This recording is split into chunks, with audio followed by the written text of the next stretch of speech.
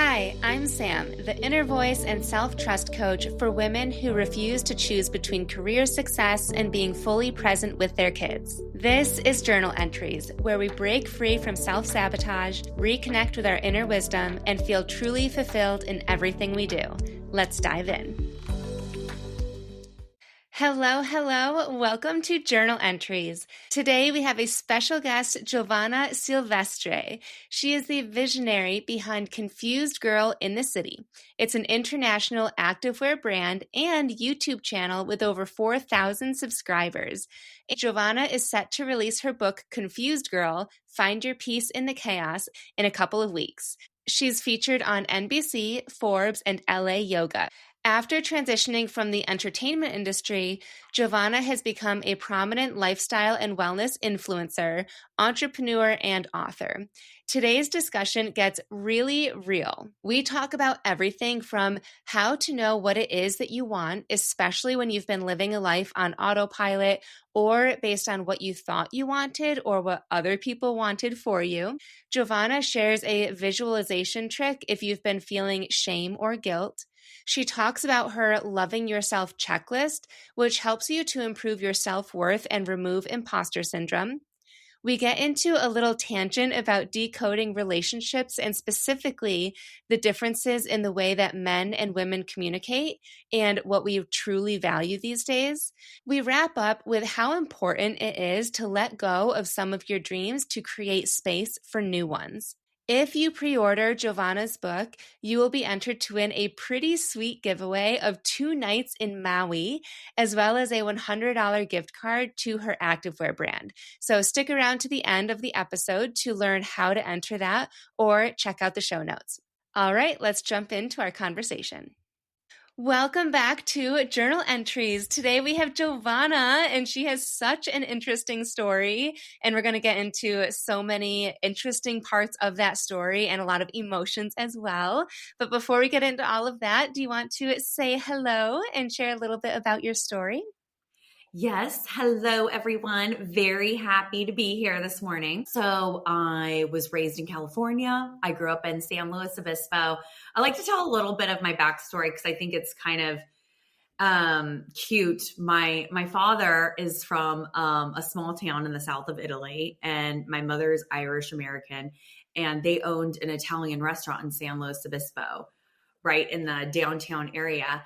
And so I grew up in my parents' Italian restaurant as free labor. And then after that, I moved to Los Angeles and I went to USC. And then I started working in the film and entertainment industry after college, which was kind of what all of us did then, because Hollywood was cool. Now it's not as cool, I think, as it was then, but back then it was people came from all over the world to work in Hollywood, and that's what you wanted to do. Mm-hmm. So I worked in the film industry for quite a few years and got pretty high up, and then realized this wasn't for me. It's a very difficult industry with a lot of egos, and I'm a very sensitive person. But I think I did really well in it because I'm also a people pleaser. Mm. And these people love people pleasers. Yes. And so I write a lot about that in my book and what I discovered from that. And then, so I left the film industry and I was like, okay, well, what should I do? And then I went home and I thought, okay, maybe I'll take over my parents' Italian restaurant. If there's any children of immigrants out there, they'll kind of know that if you have a family business, there's a little pressure to take it over and continue the legacy. Mm. So I was doing that, and I was dating, honestly, a really great guy, but I was so miserable and unhappy. And I was asking myself, oh my gosh, is this going to be my life? Like, I'm going to do what my parents did and marry this guy who's great, but am I ready to get married and then have kids? And then now I'm like, I can't move. Yeah. And that's just so, now I know that that's so counter to what was in my soul. Like some people would love that life and be so happy with that. We're all different, you know? Mm-hmm. So I'm like, my whole thing is figure out who you are and go after what you want. Don't go after what you think you want or what people say you should want. You really want to go after what's in your soul to go after. Otherwise, you're going to kind of live a little bit of a tortured existence. I mean, that's what was happening to me. So I came back to LA with like my tail between my legs, and I I fell into a really dark depression. I call it the dark night of my LA soul. And I fell into a really deep depression at that time. I was comparing myself a lot to people I knew that were, getting higher up in the industry, or they were, getting really good jobs somewhere. And I'm like, I'm broke. I'm back here. I've spent years doing things that I have no desire to do anymore. I don't even know who I am. And on top of all of that, my brain was like a record player of all of my shortcomings. And I couldn't like change the record. And I kind of lost control of that. So I really had to get really real about what was going on, because I was like, I don't want to continue like this. Like, I can't continue like this.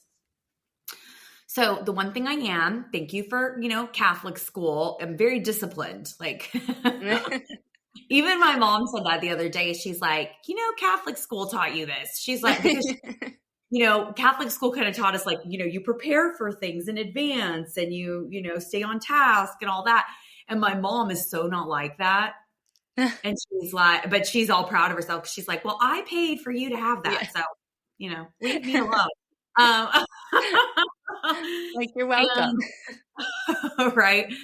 So I was like, okay, the one thing I can do successfully right now is be disciplined. So I kind of stopped like the overeating and the binging at the vending machine in my complex and just, streaming negative shows and sleeping in and all the things. And so I was like, okay, I'm going to wake up at a certain time every day. I'm going to go on a walk. I started to do yoga. My roommate took me to a yoga class, and this was over a decade ago. So yoga wasn't as mainstream as it is now. And I went to this yoga class, and my negative thinking stopped, like, while I was in the yoga class. And I just felt this like reprieve from it. It was like, oh my gosh, thank God. Right. Yeah. Then after the yoga class, there was still some time before it picked up again. And I thought, okay, this is working. So let me continue to do this and see if I can grow that space, because I had lost control of that. So I needed to gain control back and be able to change the record player, which I did with the help of yoga. And then I was watching all these YouTube videos and reading all these self-help books. So I started implementing things that they said to do. Like, I started a gratitude journal. Even though I wasn't grateful for anything, I made myself write something down. And the cool thing about that is what I think people don't realize, and it seems trivial, gratitude journals, but you're retraining your brain. That's what you're doing when you're doing that. You're retraining your brain to, instead of think about all the things you don't have or the lack, you're shifting into what I do have and my blessings. And that's when you're in your gratitude and your blessings, you can't be in lack. And lack leads to more lack. So you don't want to live in, and lack doesn't feel good. And it's actually not the truth. Right. And so it's the gratitude journal is like magic. It really is. So I know I'm like the millionth, like person that wrote a self-help book that's saying this, but it's really a tool to shift you from lack to a more abundant mindset, which just feels better too. It does. Yes. Like, who wants to stay in that blah headspace, right? Yeah. No, life is too short, right? And then I started to realize that kind of like this shame and guilt of almost things that weren't even mine, kind of like generational or energetic, like were on me, probably from Catholic school and my family and, whatever. And I was like, I have to release this shame because I'm not like, I haven't done anything that really, maybe, some cringy moments. Because, guilt is about something you did and you feel remorseful about. Shame is like about the self. Like I am shameful about the self. And I'm like, I haven't killed anyone. I haven't I haven't done anything like that's really like what? And so I had to figure out a way to release that because I'm like, this isn't even mine. And this is keeping me in this very low state of being. So and again, I have a whole chapter about shame and guilt and how to get rid of it and, deal with it. But I created this fun little trick. I would go on my walks by the beach and I would walk around pretending I had a backpack on. And I would just kind of visualize all of my shame and guilt in the backpack.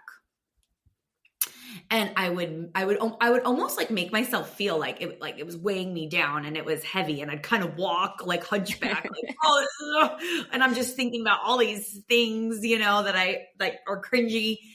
And then I turn my back to the ocean and I just like release it in a very theatrical way. I'm in LA. We could do that here. People do it. And then no one would think anything of it. They're like, another weirdo on the beach. So, and then I would just imagine it just like flying into the water and being taken away by the waves. And I just kept doing that like daily.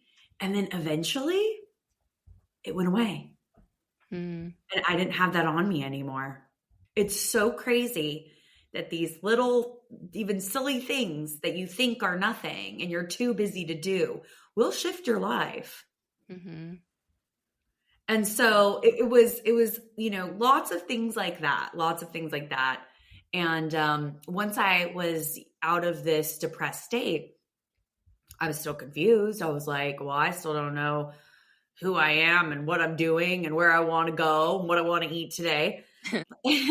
And so, at the time, granted, this is a decade ago, like video blogs and YouTube and blogging, that was the thing. Podcasts didn't exist yet. And so, because otherwise I probably would have had a podcast. But I started a video blog on YouTube called Confused Girl in the City.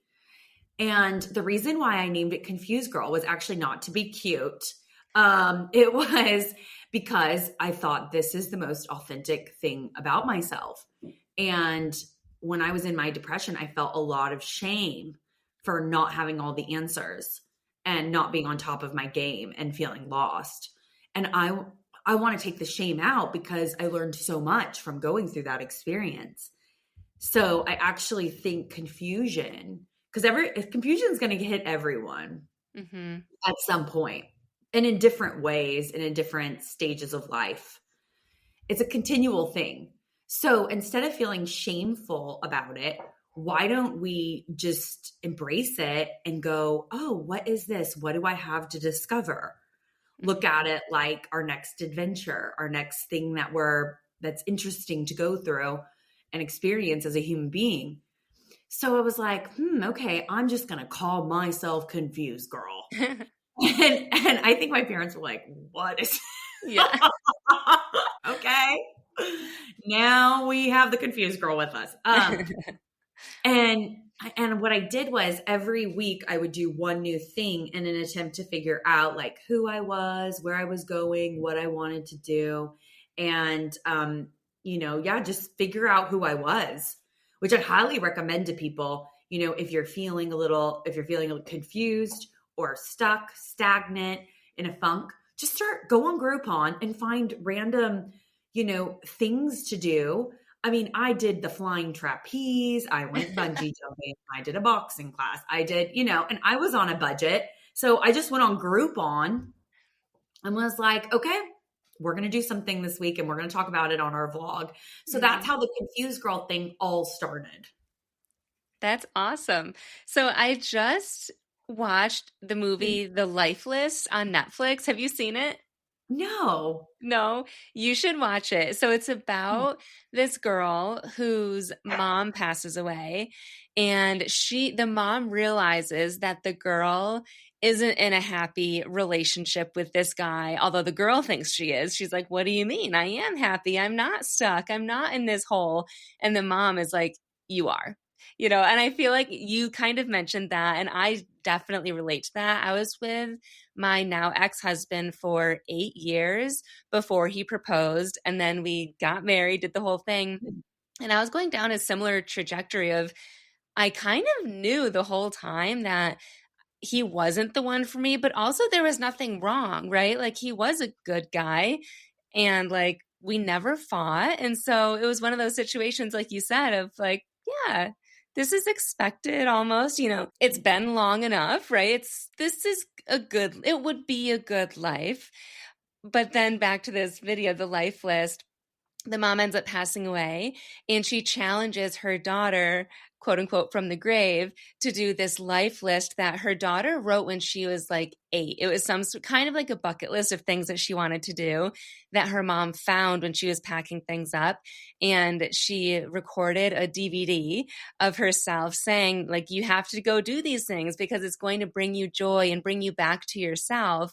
And every time she did one of these things, she got to like get another DVD from her mom that she recorded. But it's kind of similar to what you did. And it's just reminding me of that, of like those small things that we can do to bring us back to life.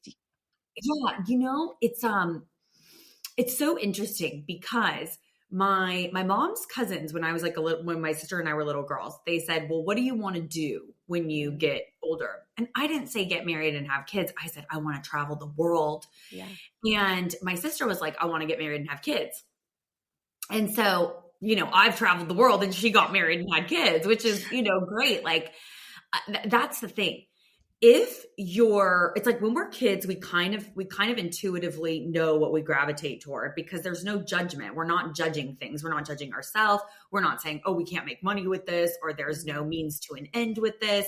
We are just expressing ourselves. Mm-hmm. And then as we get older, there's all this pressure. And I write about this too. Like even when we're, in high school, I was being asked my freshman year, where do you want to go to college?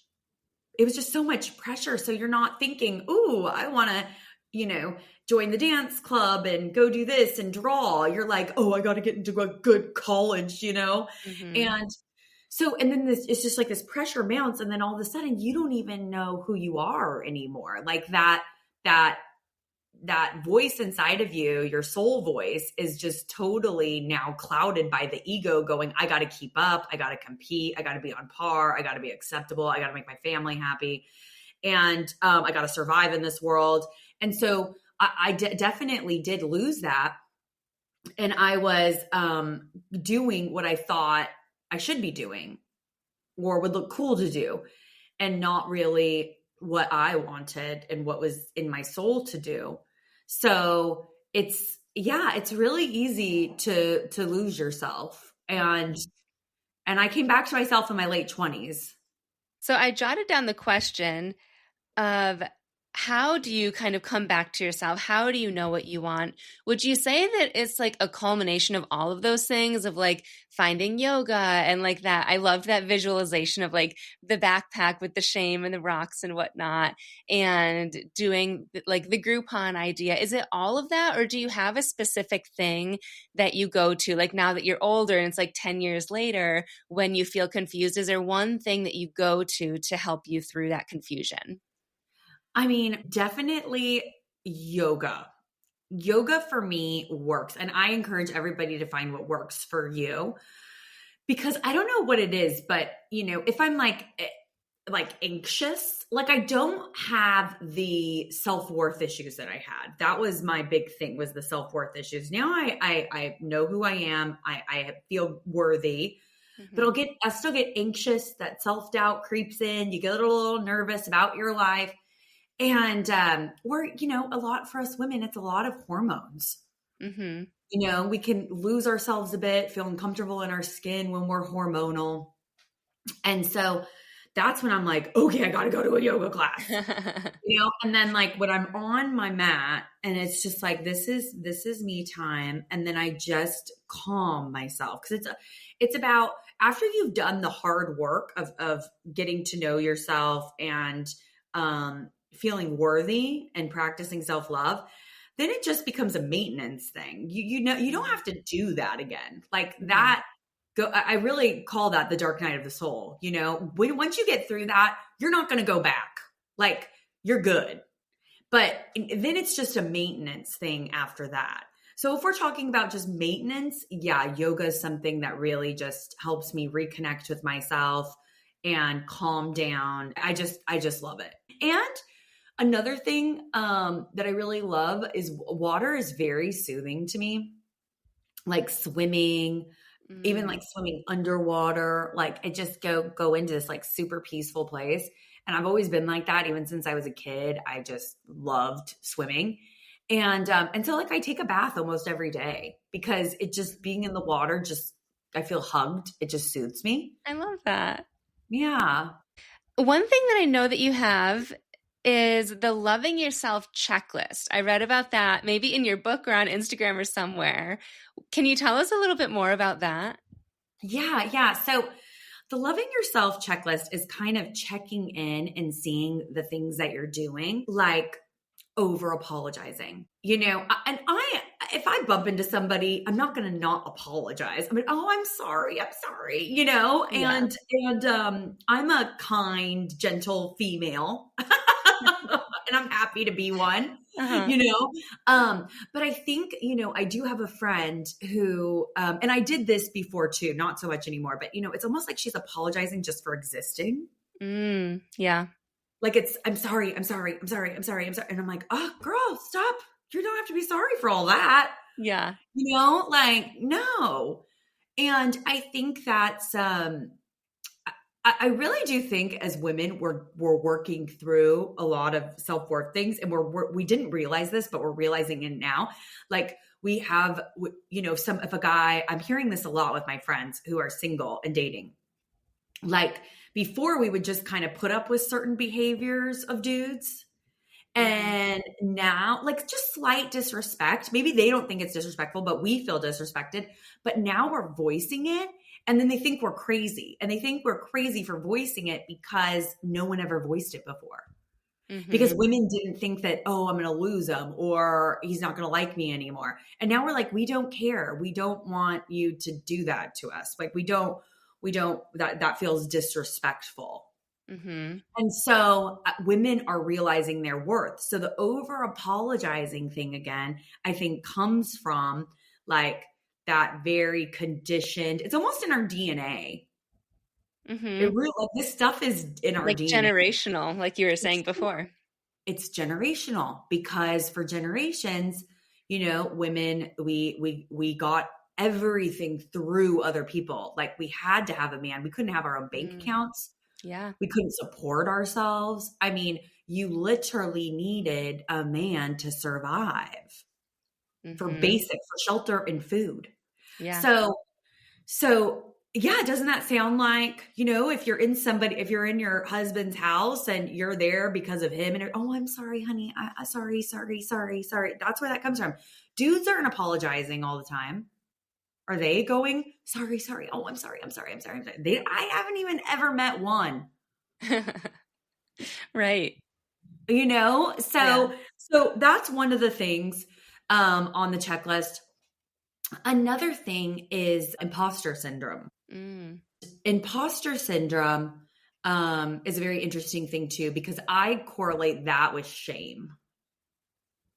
So it's a feeling about the self that you're not good enough. Because if you've let go of your shame and you've gotten yourself to a healthy level of self-worth, then you're not going to have imposter syndrome because you think that you belong wherever you are. And not in a arrogant way, but just in I deserve to be here. I deserve to exist in this space. So yeah, so those are some things in the love yourself checklist. You know, I saw an Instagram reel about it was actually a graduation speech about imposter syndrome and how that basically originated from men that were trying to make women feel like they knew less than them, and how it stemmed from something called bicycle syndrome, where they literally were trying to make women feel like they didn't know how to ride a bike and that they didn't something crazy. I don't even want to share more because I'm probably going to get it wrong, but it was so interesting, and it makes you by the end feel like, yeah, like we did rely on men for so much that then they started to feel intimidated, and women at that time, like you said, we didn't have anything else to go off of. But now, loving this for us, we're realizing that we are worthy of so much more. And now that I am especially like single, now I'm like not putting up with all of the things. It's so clear of all the things that I used to put up with. So I love that checklist. Right? It's like we're unbrainwashing ourselves. Yeah. You know, we really are. It's really crazy. Like I didn't even like you don't even realize the levels. And it's so funny because I've just always had a very bold personality, you know, and again, probably being Irish and Italian, and my parents had bold personalities in their own ways. And I just would always talk back, like to men, like I'd be like, I don't like that you did that, you know, or whatever. And people, oh, you're crazy. You're crazy. Even girls would be like, oh, you know, you shouldn't have talked to him like that. Like you were crazy.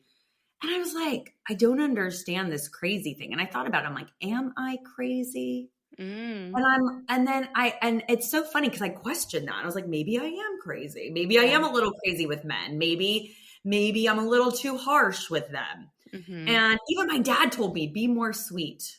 And I'm like, I'm very sweet. I am such a sweet soul. But when you do something disrespectful to me, it really bothers me. Like I get very viscerally bothered by it. And I'm going to speak about it.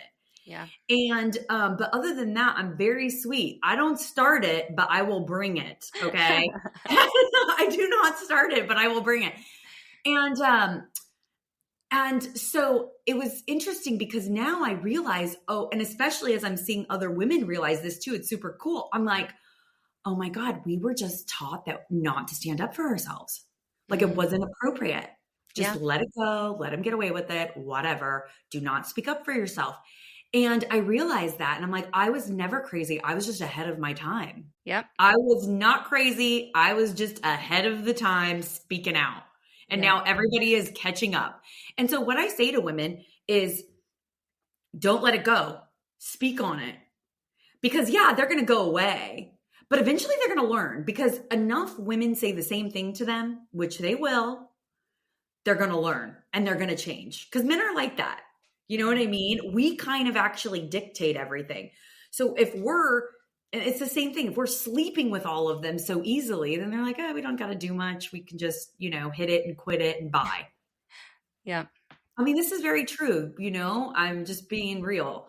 And now us women, I'm there going, you know what? Maybe I'm not going to sleep with all of these guys. It doesn't feel good. And I don't hear from them again. And I'm going to start to teach them how to treat me because I think the men will adjust, but we have to lead, and we have to lead with our self-worth. Once we feel worthy and start demanding, like, and not demanding in like an annoying way, like you better blah, blah, but no, just with our presence, like, you have to treat me respectfully, you know? That will shift everything. Yeah, I agree. And I think that while it's not our job to teach men, it's going to happen organically when we are in that high level of self-worth, when we embrace that. And like you said, when we embody that, that's just naturally going to happen because that's how we truly feel. And that's how we truly will be showing up. And the things that we will be saying will be different than before. Yeah.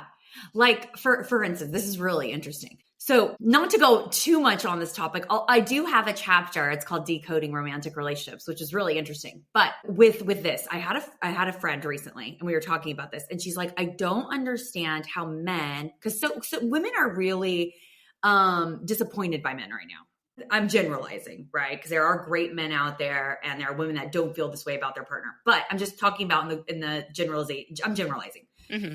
And there's this, and men are disappointed with women too. So it goes both ways. It's everybody's disappointed with each other.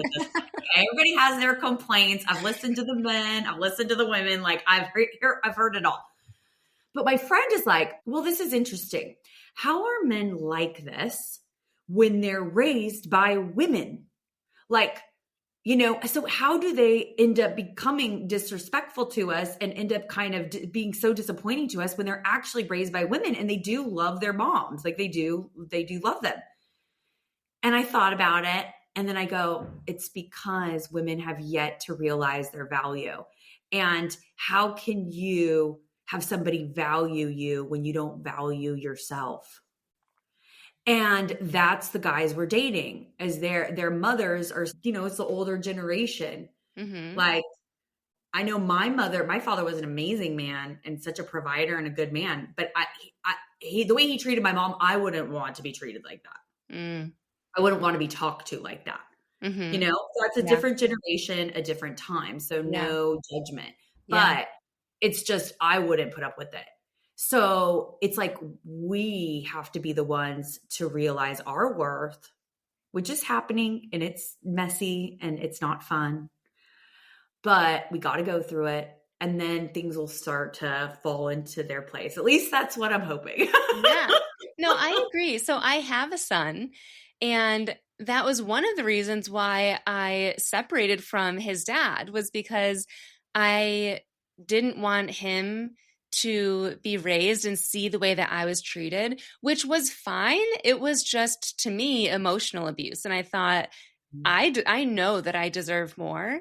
And thinking back to like how his mom raised him, or just that generation, I think you're right. There's a different expectation that those moms expected from their husbands and their partners. And so they held that standard to their sons. And I think it is for the daughters as well. And the example I'm thinking of in my head is like how men should hold doors open for women.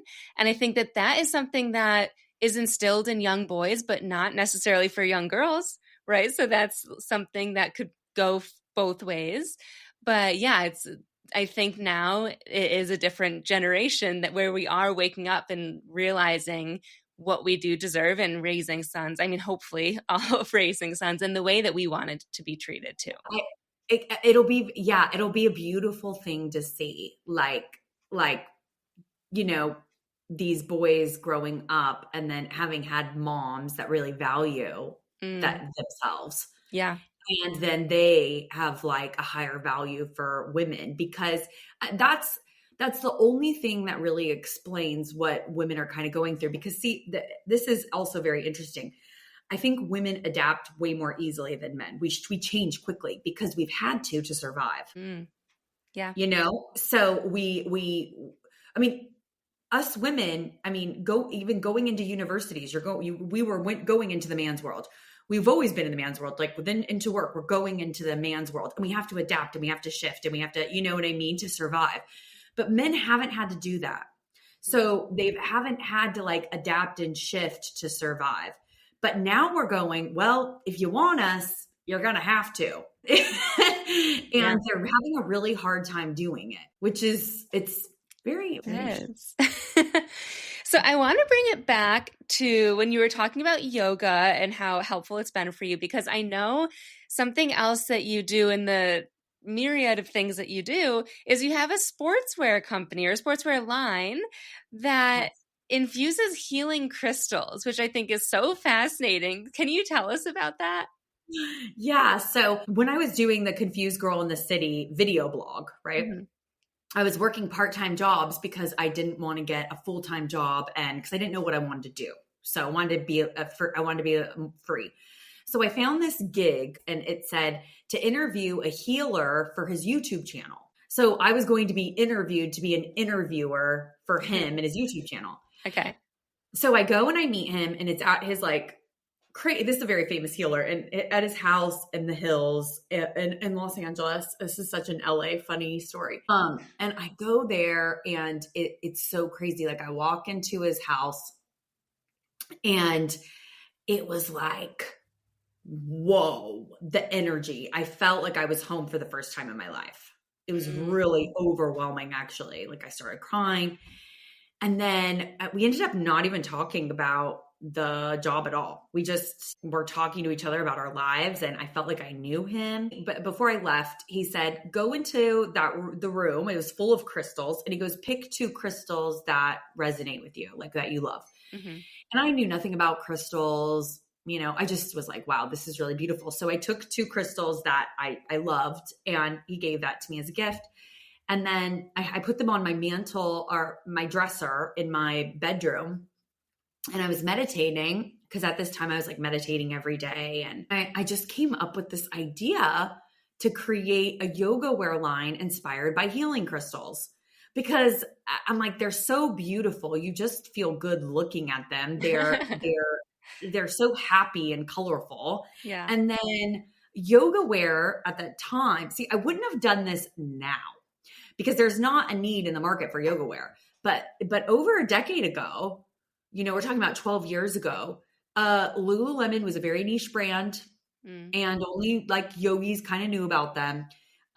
There was a couple small independent brands, but like Aloe Yoga and all these other yoga brands, they did not exist. So I was like, oh, I'm going to do this. So I met with all the manufacturers downtown LA. There was no drop ship, make it online like there is now. It was like old school style. Mm-hmm. And so I was going to give up, actually, because I couldn't find a manufacturer to do it for a price that would work. And then finally, right before I was going to give up, a manufacturer came through and said, okay, well, yeah, we could do it for that price. And I'm like, oh my gosh. Okay. Well, I do believe the universe, they're not going to make it necessarily easy for you a lot of the time, especially when you're starting something out. It's going to be difficult. But if you're on the right path, something will break through, and you'll kind of be given confirmation, keep going on this path. Mm-hmm. And that's how I started to operate in my life, was like, okay, I think this is the way, but give me confirmation. I started making them, had no idea how to sell them. I had like 3 pairs to start with. So I started doing like markets in LA, which is expensive, a lot of work, barely sold anything. So Instagram was really open at the time. And I thought, well, this is free and it's a lot less work than going to all these markets. And I'm not spending any money just sitting on my couch, messaging people. So I just started to message yoga girls and tell them about my line, which, see, now this is all about timing, because now that really probably wouldn't work because there's just too much in the market. But then it was like a totally different concept. The yoga crew was very niche, and not everybody was doing yoga. Like, my mom wasn't doing yoga then, she is now. And then I started a brand ambassador program, and then it just took off, and it supported me for 5 years. And I was able to travel the world with it, with the income from it, and write my book that's now being published and coming out. So that's amazing.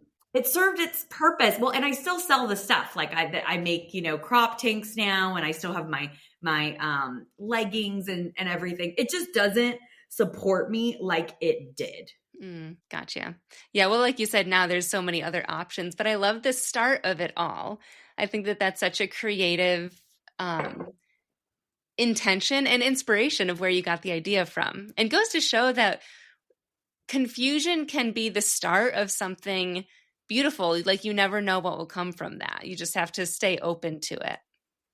Yeah. And I think you have to also let certain dreams go and adapt to new ones along the way. Like, that's a huge lesson, because I didn't know when I started my video blog that I was going to start a yoga wear line and write a book and travel. I didn't know any of that. All I knew was, I'm confused. I need to figure it out. Yeah. And I started to really care about what I like, where before I didn't care. And that goes back to the value thing. When you Mhm. value yourself, you care about what brings you joy. When you don't value yourself, you don't care about what brings you joy because you don't think you deserve joy.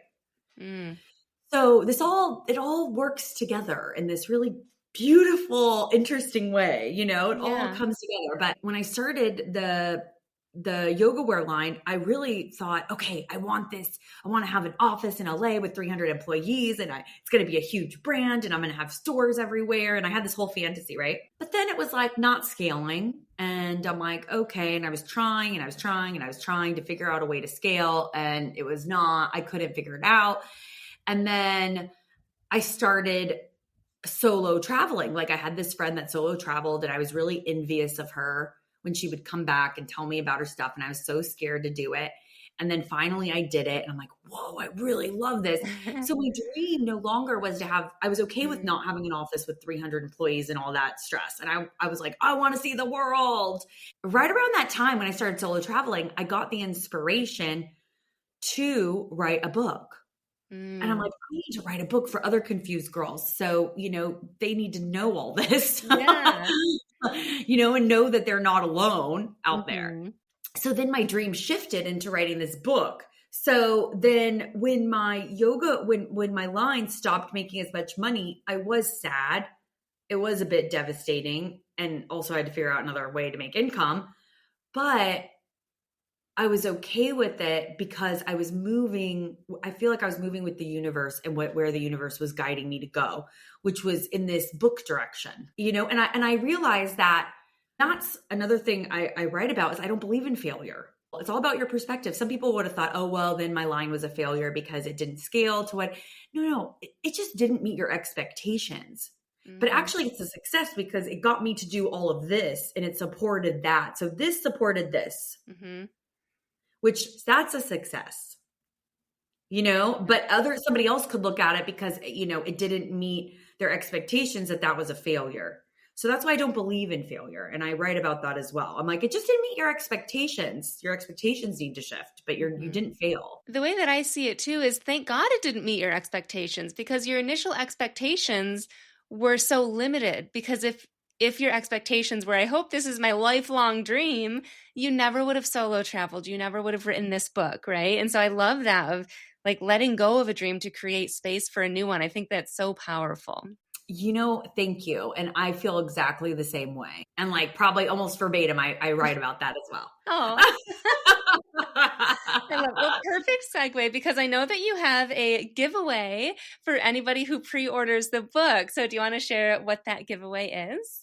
Yes. So I have a really fun giveaway. So if you pre-order the book, you will be entered to win a 2-night stay in Maui in an oceanfront room. And I've stayed at this place, Napioli Kai in Maui, and it is one of the most amazing places I've ever stayed because you literally open the door and you hear the ocean waves. You go to sleep to the ocean waves. See, because it's a little bit of an older hotel. So they got to build it right on the water. Oh, cool. Where the other hotels in Hawaii, like the newer ones, like the Ritz-Carlton and stuff, are like so far back from the water that you can't hear the water from your room. So this is a very special place, and it's incredible. That's anyway, amazing. and you'll be entered to win $100 gift card to my store. So you can get something like this, get your crystal yoga pants, and then go to Maui.